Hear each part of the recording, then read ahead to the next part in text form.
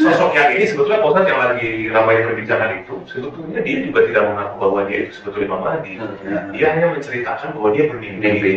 Mimpinya itu tentang Tuhan tuh saya lupa ya, ada yang 500 sampai 300 kali dia bermimpi tentang Tuhan beneran tuh mimpinya sampai segitu banyak. Akhirnya dia mulai start cry sebenarnya. Gimana Pak Ustadz? Sama secara logika kalau memang dia mimpinya sampai 1000 kali berarti 1000 malam 500 dan 300 jadi ada bedanya. Ada yang satu tentang A 500, tentang B 300 kali. Nah akhirnya dia mengendalikan diri untuk itu yang apa? yang ada dua dan apa sih lupa, pokoknya ada dua hal aja yang dimimpikan itu sudah sekian banyak. Dan dia pun sebetulnya tidak ingin disebut sebagai Imam Mahdi, cuma akhirnya orang-orang yang mendengarkan mimpinya menyimpulkan bahwa sosok itu adalah Imam Mahdi. Dan banyak banget sekarang orang-orang yang udah pindah ke Pakistan gitu, di tanah di sana jadi pengikutnya. Itu tanahnya murah nggak ya? Murah itu apa? Mahal berarti ya. Bisa. Makanya mau kami saya dijual di sana. Kalau nggak dijual pindah. ya bisa jadi terlepas dari ini ya esensi, terlepas dari benar enggaknya tentang berita Imam Mahdi menurut si Muhammad Qasim ini, tapi kita harus kasih penjelasan esensi dari Imam Mahdi ini, kebenaran yang pasti akan turun, dan tentu apa yang harus diambil hikmah Ustaz buat kita semua nih. Apakah ini bagian dari orang yang hanya apa ini sudah tanda-tanda, apa pertama ini perintah Allah, atau kedua ini sudah tanda-tanda akhir zaman, atau kenampakan itu memang betul dinampakkan dengan izin Allah, sehingganya ini menjadi min ayatillah daripada ketentuan dan kebesaran Allah Subhanahu wa taala. Bagaimana menyikapi esensi ini Ustaz? Jadi kalau saya melihatnya gini, tanda ini memang ini kan dari teman saya satu, teman saya yang lain ini ceritanya beda. Yang satu itu kesannya kayaknya memang sesuatu yang berdasar Islami kayak tadi gitu ya, karena dengan apa namanya pujian kepada Allah Ta'ala itu kan kelihatan Islami ya. Yang satu ada beda lagi teman saya nih. Teman saya menceritakan dia itu sering dihilangkan oleh satu kerajaan jin. Dia selalu dihilangkan, dia selalu diajak untuk di kerajaan itu. Itu teman saya selalu lihat, karena itu teman saya itu kan hafal WA-nya saya hafal. Saya kalau lihat dia itu orang normal kan dia ada ya mana kemarin itu dia ada jejak digital dia itu ber-WA dari mana? Ya itu kayak contoh saya kasih kalau umpamanya teman saya itu dari bulan Juli sampai sekarang ini itu WA-nya tetap bulan Juli terakhir dia mau pergi. Dia mau pergi dan dia minta doa mudah-mudahan diberi keselamatan sama Allah Ta'ala. Karena dia omongin saya mau ditarik ke dunianya salah satu kerajaan dari raja-raja yang Musa. Nah, dia udah bertahun-tahun seperti itu. Dan ini yang terakhir dari Juli sampai sekarang itu belum keluar. Karena biasanya saya lihat tanggalnya itu belum tepat. Masih sama. Jadi dia belum pernah muncul. Nah, menurut teman saya yang itu, dia itu selalu kalau cerita sama saya begini, bos, kalau sama saya itu bos ini ya banyak bos. Ini mah nyokok. Jadi dia selalu cerita, bos gini bos, saya itu di kerajaannya mereka itu ketemu sama Prabu Brawijaya, ketemu sama Prabu Sima di Jawa Tengah, ketemu sama Prabu Siliwangi, ketemu sama Abu Dawaka, Brahma Kandi, ketemu sama yang menjaga di Galupakuan. Sebentar, yang menjaga namanya Dewi, bukan Dewi sekarang namanya Galupakuan dia cerita. Iya di Bogor. Nah itu banyak lagi termasuk yang lain-lain. Nah itu ada satu makhluk yang sama-sama moksa. Nah itu dia ngomong cewek. Namanya sampai sekarang dia bertanya kenapa orang itu ada di sini di Jawa. Namanya Ratu Bilqis. Nah Ratu Bilqis ini itu selalu bertanya sama teman saya, kamu tahu nggak ada urutan-urutan dari cucu cicinan Nabi yang di sini? Ditanya sama teman saya, dia tanya sama teman saya nggak ngerti. Di sini tuh di dunia, Di sini tuh di negeri kita Indonesia gitu. Dari nabi dari mana gitu. Nah, silsilahnya nabi dari Palestina. Oh, bukan Rasul Muhammad, bukan. Palestina itu yang dicari. Dan ini teman saya kalau pas muncul selalu tanya, emang kenal bos? Kenal nanti ya gitu aja kalau saya.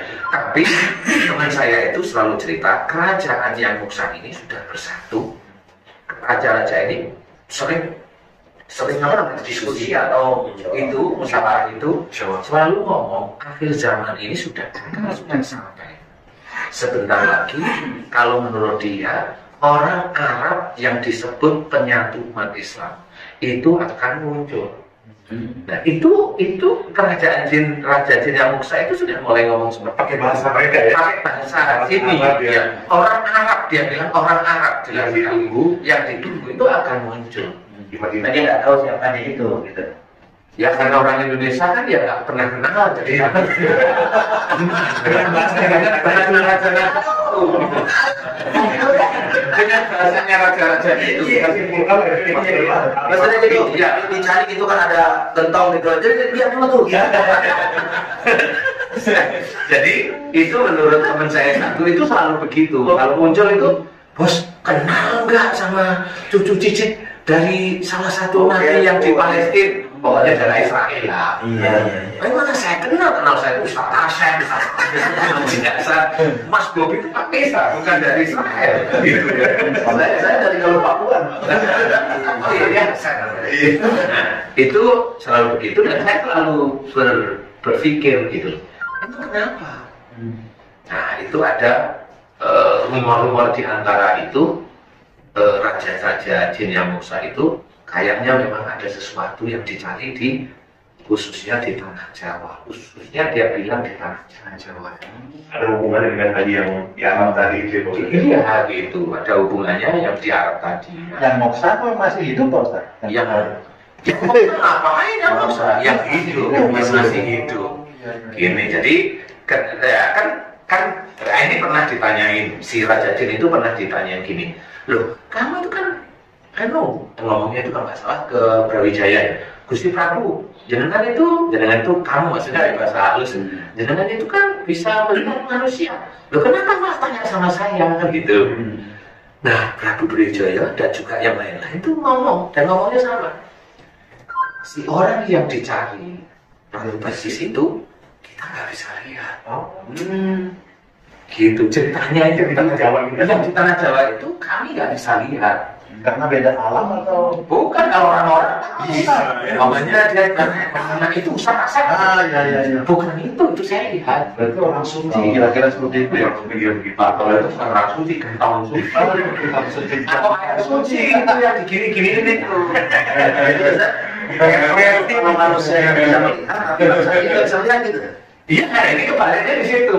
Jadi gini, saya sendiri juga mikir nih. Jadi kalau biasanya jin itu kan sama manusia melihat. Iya. Nah, ini enggak. Mau itu ditanyain, disebutin nih orang-orang top yang terkenal di Indonesia ini sama teman saya.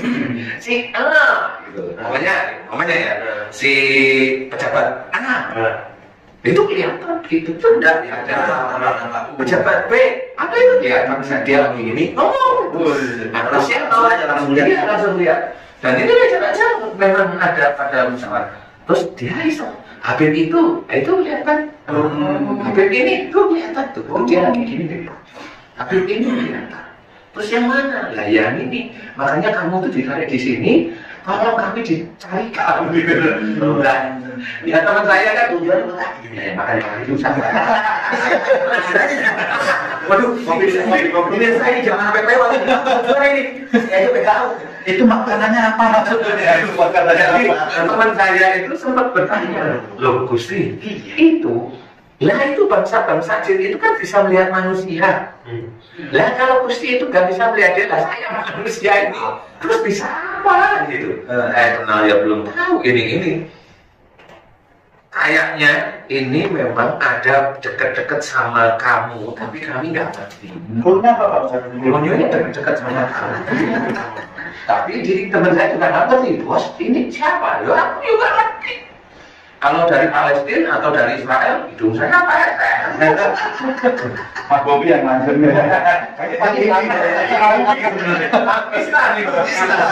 Saya lagi di klinik bahagia. Berarti gini. Saya sempat pikir bercandaan sama dia saya gini. Kalau memang dia itu urusannya itu dengan salah satu nabi yang ada di Israel, dia pasti ini kan iya, pasti dia cerdas banget. Kan gitu dia bisa menghilang kain.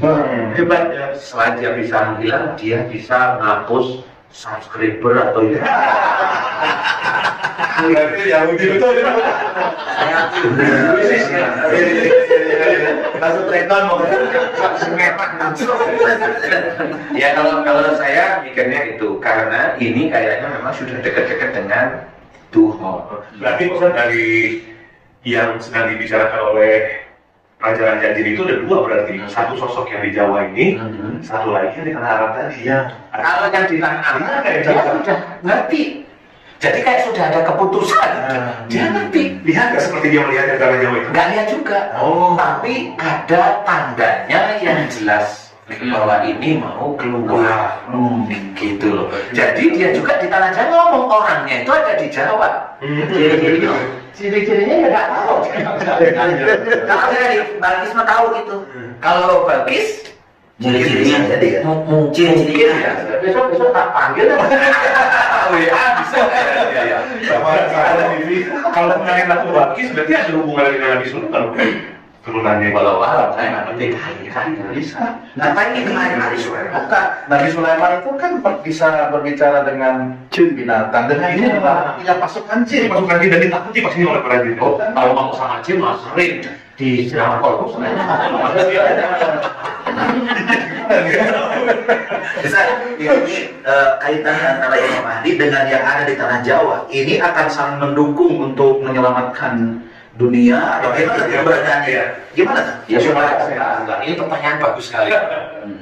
Kayaknya saya belum tanya yang itu. Ada korelasi apa ya? Sehingga di sana gitu. Karena teman saya itu masih di sana. Itu makanannya gimana di dalam Makanya nggak makan. Katanya emang nggak makan. Jadi kalau udah keluar aja dia langsung, bos aku udah ada gitu. WA aja langsung ke saya. Nomor satu yang di WA itu saya. Jadi keluarganya malah enggak. Nah saya kebayang datang, paling dari kontak HP dulu. Kotanya udah.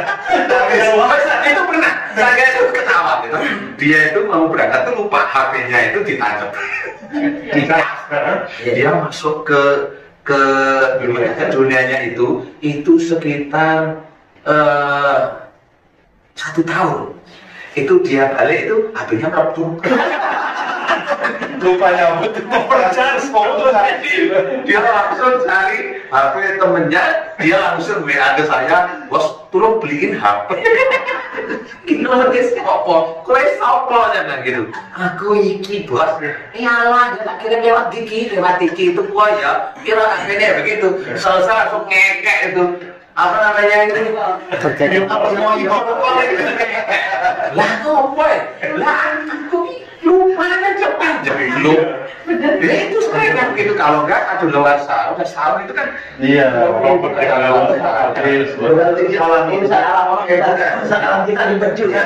Di alam jin itu nggak ada konter HP, nggak ada Android. Pakai telepati.